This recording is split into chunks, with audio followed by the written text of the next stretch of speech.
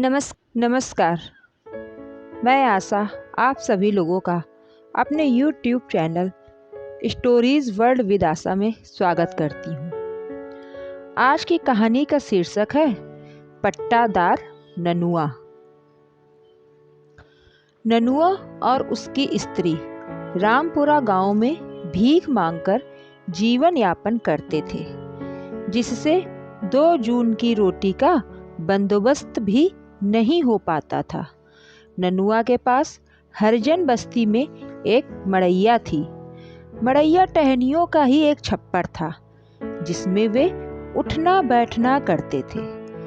विकास ने पूरी तरह से ननुआ की मड़ैया तक पैर नहीं पसारे थे, पर पास में सरकारी नल से रनिया को पानी भरने की सुविधा हो गई थी। गांव के कुआं बावड़ी या तो सूख चुके थे अथवा उनमें कूड़ा कचरा जमा हो गया था।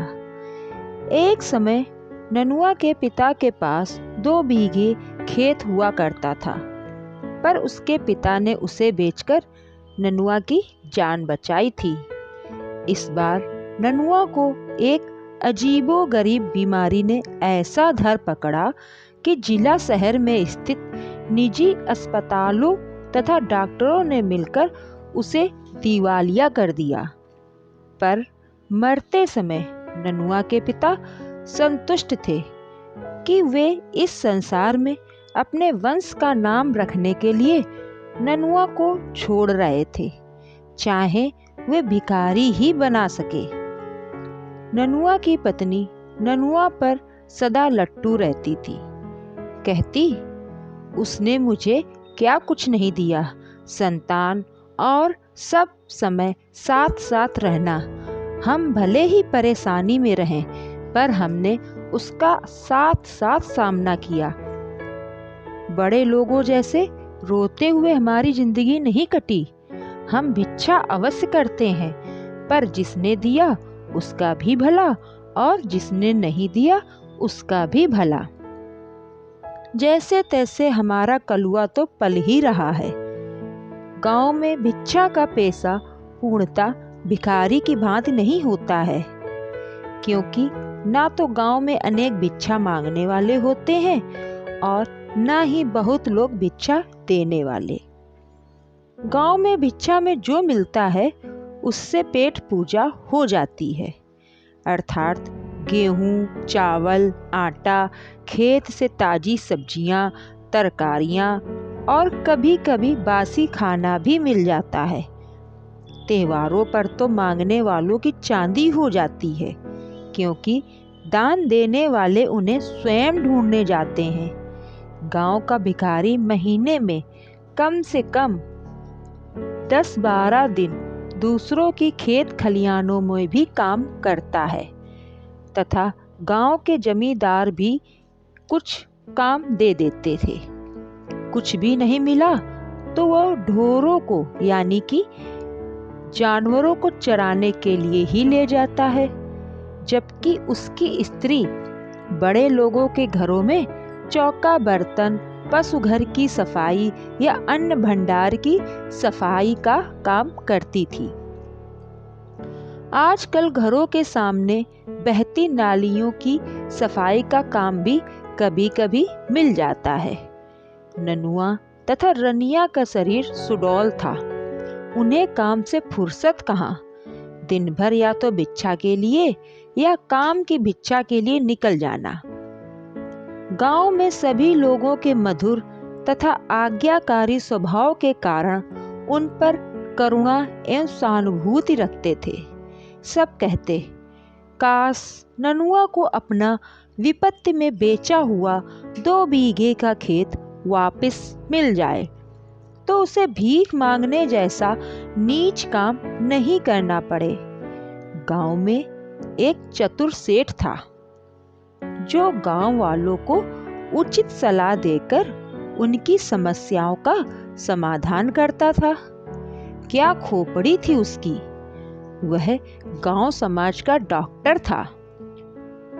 वह गांव वालों के बार बार अनुरोध पर ननुआ की समस्या की समाधान के उधेड़ बुन में लग गया।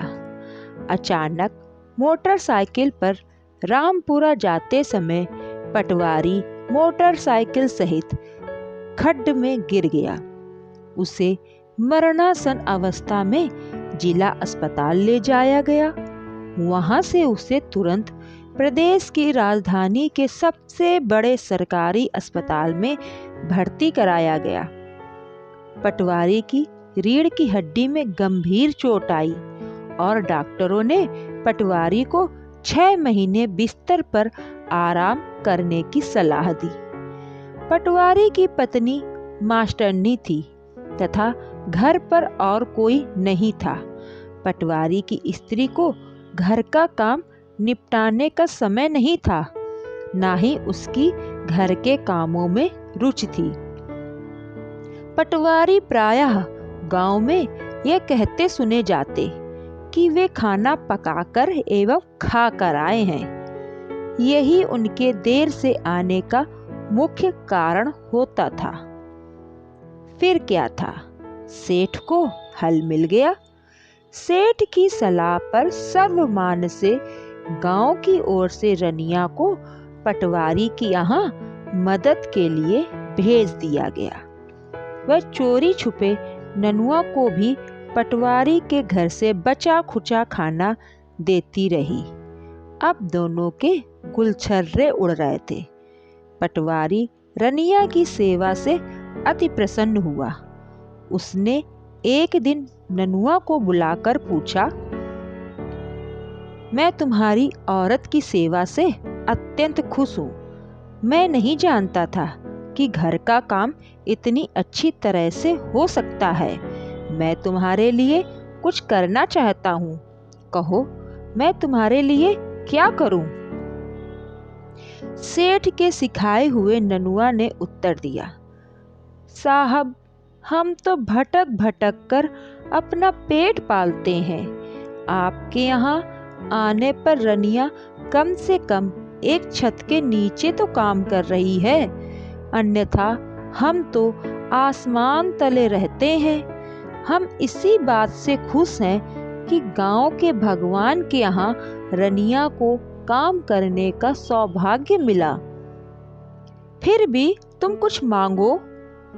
साहब, आप तो जानते ही हैं कि गांव के लोगों को जमीन सबसे अधिक प्यारी होती है। पहले मेरी 2 बीघा जमीन थी जो मेरी बीमारी में चली गई। मैं निर्भूम हो गया हूँ। यदि मुझे 2 बीघा जमीन वापस मिल जाए तो मैं आपका जिंदगी भर एहसान नहीं भूलूंगा। तुम्हें जरूर जमीन मिलेगी। तुम केवल मेरे ठीक होने का इंतजार करो और भगवान से मेरे जल्दी ठीक होने की प्रार्थना करो। पटवारी ने ननुआ को आश्वासन दिया। उसने बिस्तर पर पड़े पड़े गांव की खतौनी को ध्यानपूर्वक देखा तो पाया कि ननुआ के नाम पर अभी भी वही 2 बीघा जमीन चढ़ी आ रही है, क्योंकि खरीदार ने अभी तक उसको अपने नाम पर नहीं चढ़वाया था। पहले ये जमीन उस खरीदार के नाम चढ़ेगी, तब जाकर सरकारी फर्द में ननुआ भूमिहीन होगा और सरकारी जमीन पाने के योग्य होगा। फिर छिपी हुई सरकारी जमीन ननुआ के लिए ठीक करनी होगी। तत्पश्चात उसे स्थानीय सरपंच से लिखवाना होगा। फिर ननुआ को नियमानुसार जमीन बंटवानी होगी, जो एक लंबा रास्ता है। ननुआ रनिया के भाग्य से पटवारी जल्दी ठीक हो गया। अपने इलाज में पटवारी ने पानी की तरह पैसा बहाया। यद्यपि नेता एवं सरकारी नौकर, चपरासी और पुलिस अपने वायदे भूलने में कुशल होते हैं, पर पटवारी रनिया की अद्भुत सेवा और मेहनत को भूल न सका। पूरी तरह ठीक होने के पश्चात पटवारी ने दफ्तर जाना शुरू किया। तथा ननुआ को भूमि बांटने की प्रक्रिया आरंभ की। बाधा देने वाले बाबुओं, सरपंच और अधिकारियों को पटवारी ने चेतावनी दी, आपने यदि मेरा यह व्यक्तिगत काम रोका तो मैं आपके सभी कामों को रोक दूंगा। इन्हीं लोगों ने मेरी जान बचाई है। पटवारी की अचानक धमकी से सभी चेत गए। किसी ने पटवारी के काम में विरोध नहीं किया। फलतः पटवारी ने ननुआ के लिए जमीन का पट्टा ठीक किया। अंत में बड़े साहब के दस्तखत के पश्चात ही राज्यपाल के द्वारा ननुआ को 2 बीघा जमीन का पट्टा दे दिया गया। नए सरकारी हुक्म के अनुसार पट्टे में रनिया का नाम भी लिख दिया गया। पटवारी ने इस बड़ी उपलब्धि पर राहत की सांस ली, क्योंकि कृतज्ञ व्यक्ति को नींद नहीं आती। गांव वाले मिलकर ननुआ को लेकर गांव के सेठ का चरण स्पर्श करने गए। ननुआ के चरण स्पर्श करते ही सेठ ने कहा, बेटे, अभी तो तुम्हारा सिर्फ आधा काम हुआ है। ऐसे तो गांव के कई लोगों के पास परती जमीनों के पट्टे हैं, पर उनके पास उन जमीनों के कब्जे नहीं हैं। बिना कब्जे के जमीन वैसी ही है जैसे बिना गौने की बहू। बिना जोते हुए जमीन का क्या अर्थ? पटवारी सरकार का ऐसा अंतिम पुर्जा है जो सरकारी जमीन का कब्जा दिला सकता है। वह जमींदारों की जमीनें सरकार में जाने के पश्चात भी इन सरकारी जमीनों को उनसे ही जुतवाकर पैदावार में हर साल अंश लेता है। उसके पास सभी जमीन मालिकों तथा जमींदारों की काली करतूतों का लेखा जोखा रहता है। ऊपर के अधिकारी हो या अन्य सरकारी कामों में व्यस्त रहते हैं, अथवा पटवारी सुविधा शुल्क भेजकर उन्हें अपने पक्ष में रखता है।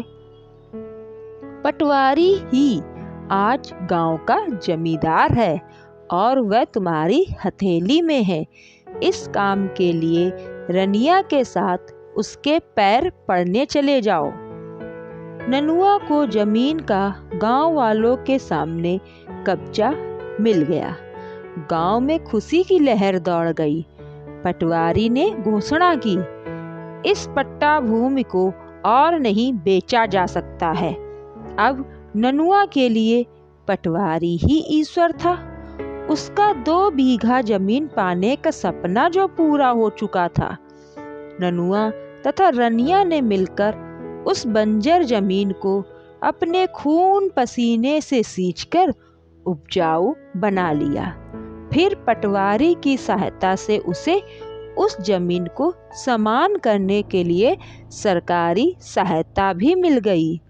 पटवारी ने स्थानीय पंचायत से मिलकर ननुआ को इंदिरा आवास योजना के अंतर्गत घर निर्माण के लिए सरकारी मदद भी उपलब्ध करा दी। यदि ब्लॉक पंचायत पटवारी का यह एक आवेदन पत्र नामंजूर करती तो पटवारी मुखिया के 20 मामलों में कोई न कोई त्रुटि निकालकर अटका देता। चोर चोर मौसेरे भाई। ननुआ रनिया अपने 2 बीघा के खेत पर गेहूं, बाजरा, मक्का के साथ साथ दालें, तिलहन तथा सब्जियां भी उगाने लगे। किनारे किनारे कुछ फलों के पेड़ भी लगा दिए तथा मेड़ पर 10-12 सागौन के पेड़ लगा दिए। वे स्वावलंबी हो गए। उनका लड़का भी पढ़ लिख गया। उन्होंने अपने घर में पटवारी की तस्वीर लगाई और भगवान से प्रार्थना की, हे भगवान, मेरे लड़के को भी पढ़ा लिखा कर पटवारी बनाना। आप लोगों ने मुझसे ये कहानी सुनी। इस कहानी से हमें ये शिक्षा मिलती है कि भले ही हम शुरू में कोई भी काम करते हों, लेकिन अगर हम चाहें तो अपने हौसले और मेहनत से अंत में हम सभी उस मुकाम को पा सकते हैं जो मुकाम हम पाना चाहते हैं।